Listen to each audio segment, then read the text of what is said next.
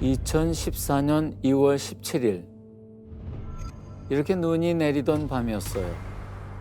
뉴스 특보입니다. 오늘 밤 경북 경주의 리조트에서 강당 지붕이 무너져 내렸습니다. 건물 가운데로 지붕이 완전히 주저앉았습니다. 무너진 건물 안엔 어린 학생들이 있었습니다. 무려 500명이나요. 신입생 환영회에 참석한 새내기들이었어요.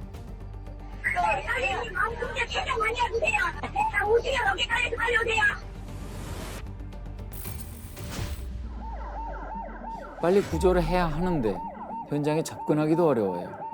현재 구조 작업이 계속 진행되고 있지만 무너져 내린 구조물을 절단하는 데 어려움을 겪고 있습니다. 또 현장에서는 2차 붕괴 우려도 나오고 있는 상황입니다. 네, 현재까지 3, 4명의 사망자가 있는 것으로 파악됐습니다. 사망자가 계속해서 늘어나고 있는 상황인데요. 사망자가 또 한 명 더 확인됐습니다.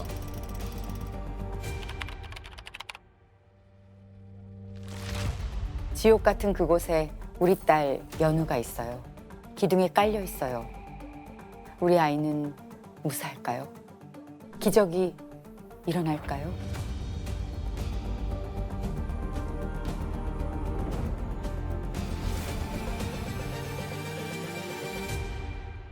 사고가 난 건 연우가 20살 되던 그해 2월입니다.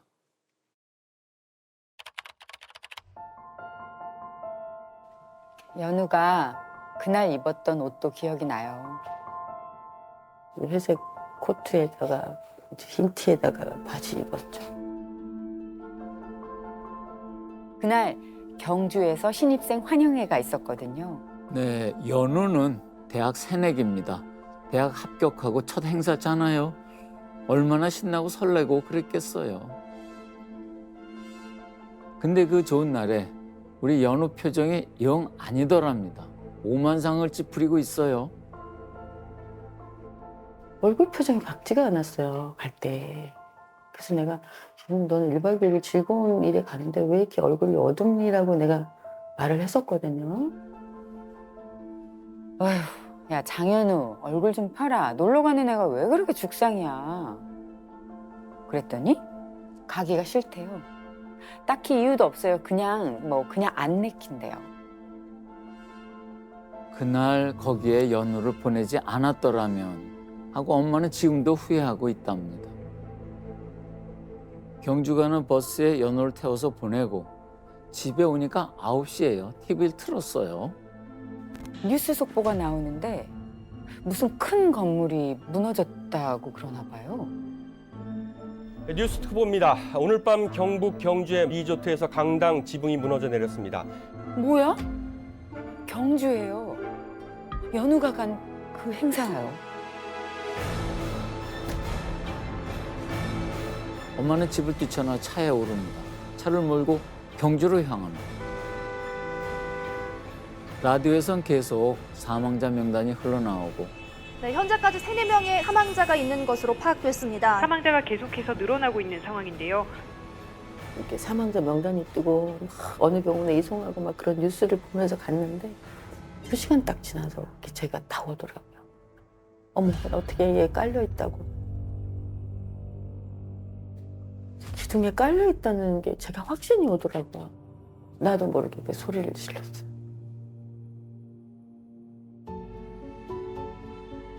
그때부터 연우 엄마는 그야말로 제정신이 아니었다고 합니다. 하나님, 제발 살려주세요. 연우만 살려주시면 뭐든 다 할게요. 하나님 얘를 데리고 가시면 저 진짜 가만히 못 있는다고 막 이렇게 악을 쓰기도 하고 내만 살려주시면 제가 하라는 대로 다 하겠다고 어떻게든지 얘 살려주셔야 된다고.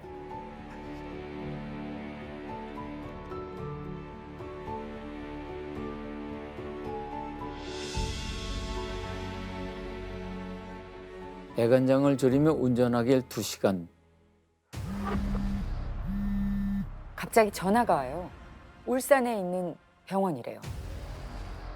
어머님 언제 도착하세요? 지금 당장 수술 들어가야 하는데요. 저 어떻게 다쳤어요? 얼마나 다쳤어요? 물어보니까 말씀을 안 하시더라고요. 말씀을 안 하시고 일단은 사인 없이 수술장 들어가야 되겠다. 너무 위급하다. 그러라고 하고 전화를 끊었는데 손이 떨려서 운전을 못 하겠어요. 온 힘을 다해 운전대를 움켜잡았어요.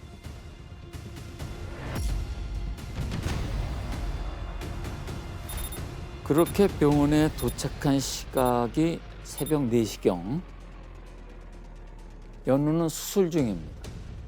골반뼈가 다 으스러졌대요. 안에 있는 혈관들도 다 터졌고요. 울기도 많이 울었고 막 미치는 거예요, 막. 그래서 제가 계속 기도했죠. 얘 데리고 가면 안 된다고. 막 악을 쓰면서 저도 계속 기도만 했어요. 제가 해줄 수 있는 게 없잖아요.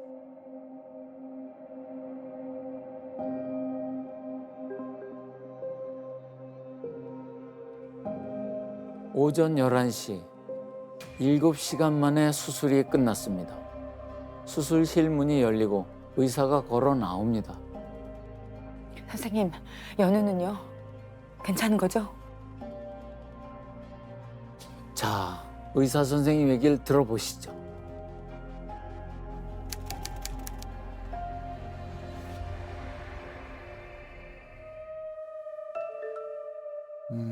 수술방에서 나왔을 때는 굉장히 힘들 것 같다라는 그런 생각을 했었어요. 의식이 없었고요. 맥박도 굉장히 약하게 만져지는 그런 상황이었었고, 정말 죽을 수도 있겠다라는 생각을 했고, 끝까지 한번 해보겠다. 사람이 할 수 있는 일은 다 해봐야죠. 최선을 다하긴 했는데 모르겠습니다. 의술의 영역도 있지만 신의 영역도 있는 것 같습니다. 신의 영역. 우리가 다가갈 수 없는 영역이 그 경계가 있는 모양이죠. 그게 느껴지는 모양이죠. 그렇죠. 그래서 의사가 꿰매고 수술을 7시간 동안 최선을 다해서 했다 하더라도 그 모든 것들이 정상으로 돌아오는 데는 그건 사람이 할 수 있는 일이 아니라서 그런 말씀한 거 아닐까요? 정말 이거는 정말 기적이 필요하구나라는 생각을 그때 저도 했죠. 기적이라는 게 저는 있다고 생각을 해서 계속 믿고 그렇게 기도를 했던 것 같아요. 네. 반드시 너 살아서 너 일어날 거야 해서 제가 그런 생각을 갖고 있어요. 끝까지 저는 포기 안 했어요.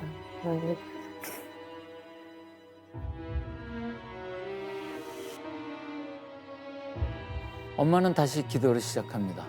기적은 있었을까요?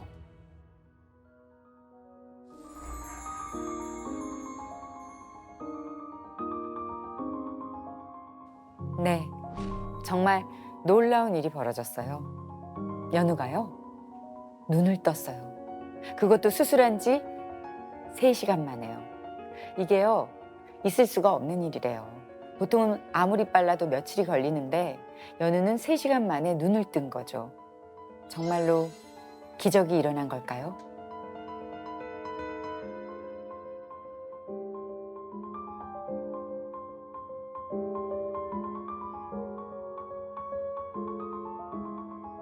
말똥말똥 눈을 뜬 연우가 맨 처음 한 말은 뭐였을까요? 근데 딱 첫 마디가 연우가 지금도 잊혀지지 않는 게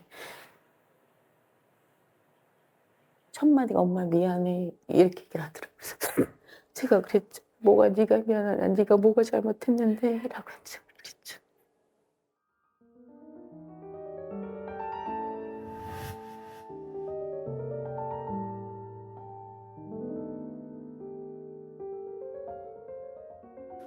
진짜 왜 미안해? 네가 뭘 잘못했는데. 글쎄요.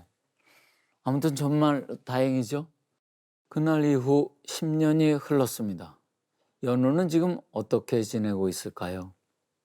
연우 한번 만나보겠습니다.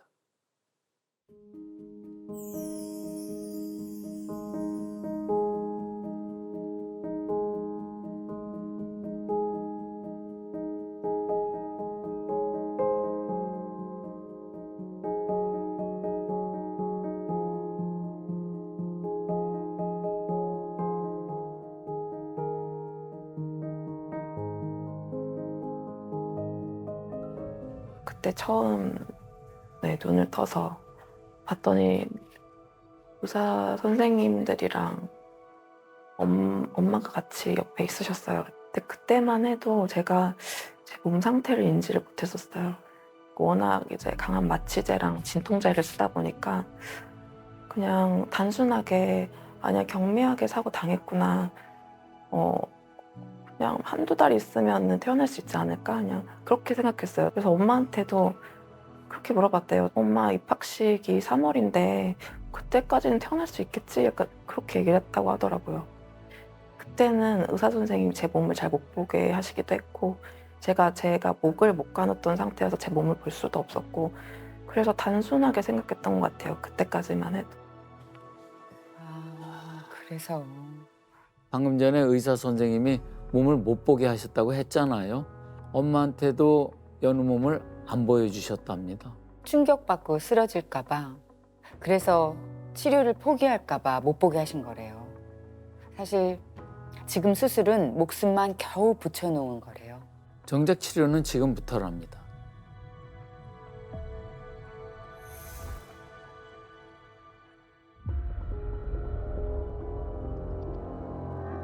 의식에 돌아오자마자 연우는 다시 수술실로 향합니다. 그 앞을 연우 엄마가 막아섭니다. 또 수술을 한다고요? 지금 얘 몸이 불덩이에요. 40도가 넘는다고요. 열나도 수술해야 합니다. 안 하면 연우 죽습니다. 그제서야 연우 몸을 보여주는데 엄마는 넋이 나갔다고 해요. 또 아이 몸을 못 보게 했는데 화면으로 보여주시고 제가 기절을 했죠. 제가 첫 마디가 그랬어요. 교수님 어떻게 이런 애를 어떻게 살렸냐고 그 얘기를 했어요.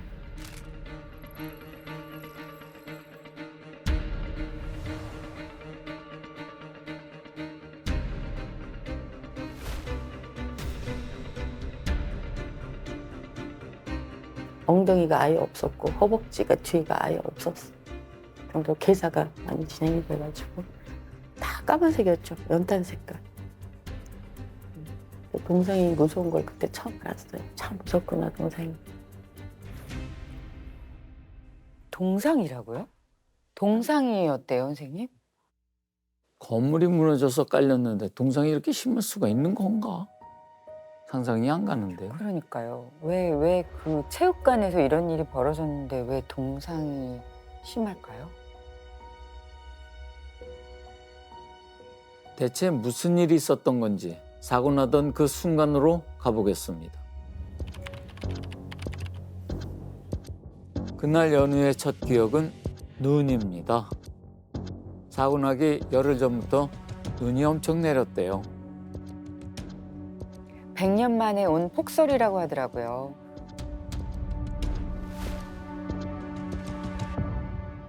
눈이 많이 오기도 했고 많이 쌓여 있기도 했었어요. 네, 산으로 올라갔을 때만 해도 별로 이제 다른 생각은 없었고 눈이 와도 위험할 거라는 생각은 전혀 못 해봤기 때문에 그냥 평범한 일상처럼 그냥 평범한 그런 수학여행처럼 생각했었던 것 같아요. 그때까지만 해도.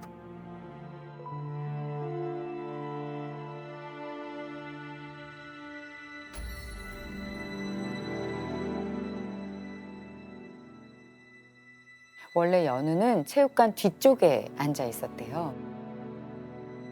근데 앞쪽에 있던 남학생이 갑자기 막 성큼성큼 다가오더래요. 무슨 말 하려는 걸까요? 저희가 남자애들이 여자애들 이렇게 배려한다고 무대 앞쪽으로 좀 보냈어요. 잘 보이라고. 왜냐면 남자분들이 더 키가 크니까. 그래서 무대 근처로 자리를 옮겼고 건물이 무너질 때 빠져나가지 못했던 거라고 해요. 아이고. 참. 자, 저녁 8시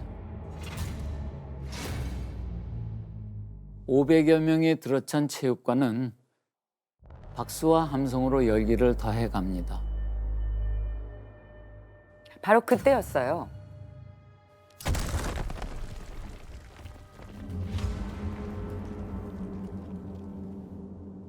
천장에서 이렇게 쿵 하는 소리가 납니다. 뭐지? 하고 올려다 보니까 천장이요.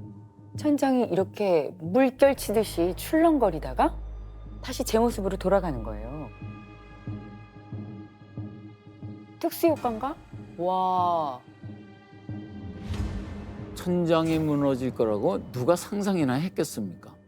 웅성거림도 잠시, 체육관은 다시 열기가 달아오르는데요. 얼마 안 가 재앙이 시작됩니다. 천장이 무너지기 시작해요. 피해! 빨리 나가! 출구를 향해 미친 듯이 뛰는데요. 그 순간에 조명이 또 터져버려요. 순식간에 암흑천지가 된 거죠.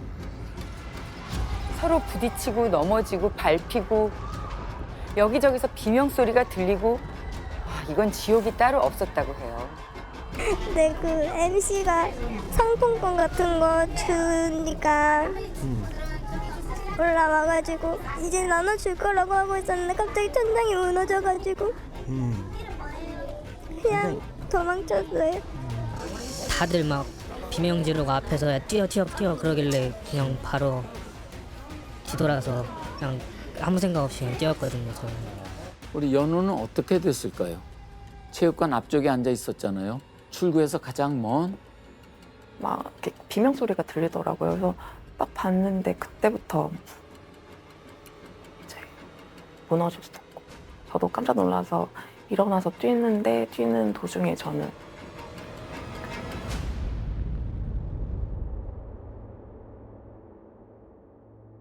깔렸었죠.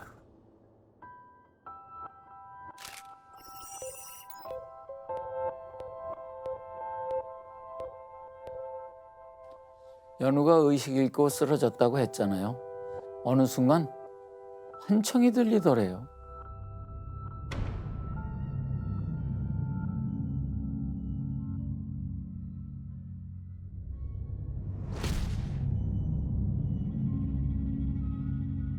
할 수 있어. 넌 할 수 있어.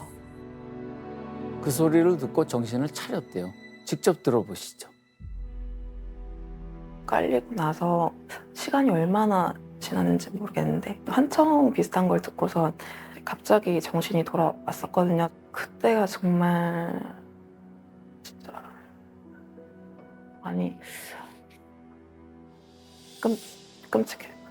끔찍했던 게 이제 여기저기에서 비명 소리가 막 들리고 이제 근데 모든 게 암흑이었고 환청을 듣고 깨어나긴 했는데 캄캄해서 아무것도 안 보여요. 손으로 더듬더듬 해보니까 사방이 다 눈이에요. 눈밭에 깔려 있는 거예요.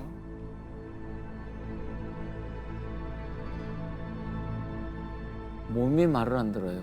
움직일 수가 없어요. 저도 빠져나오려고 기어 나오려고 어떻게든 안간힘을 썼지만 깔려있는 구조물을 빠져나올 수가 없어요. 이미 제 몸을 짓누르고 있어서.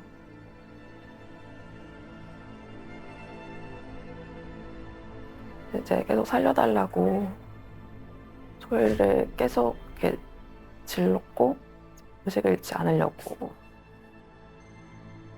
살려주세요. 살려주세요. 하지만 응답은 없습니다.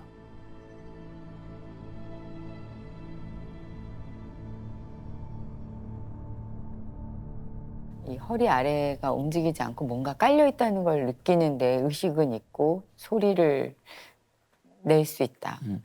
와, 제가 저 상황이라면 저 뭐 소리가 살려주세요 이렇게 나오지도 못할 거고요. 그렇죠. 뭔가 빨리 구조가 됐었어야 됐는데 어떻게 됐는지 모르겠네.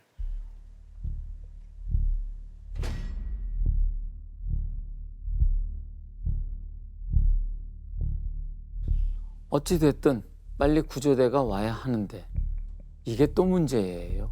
여기가 산속이잖아요. 길은 좁지, 눈은 잔뜩 쌓여있지 얼마나 또 미끄럽겠어요. 30분이 다 되도록 구조대가 안 와요.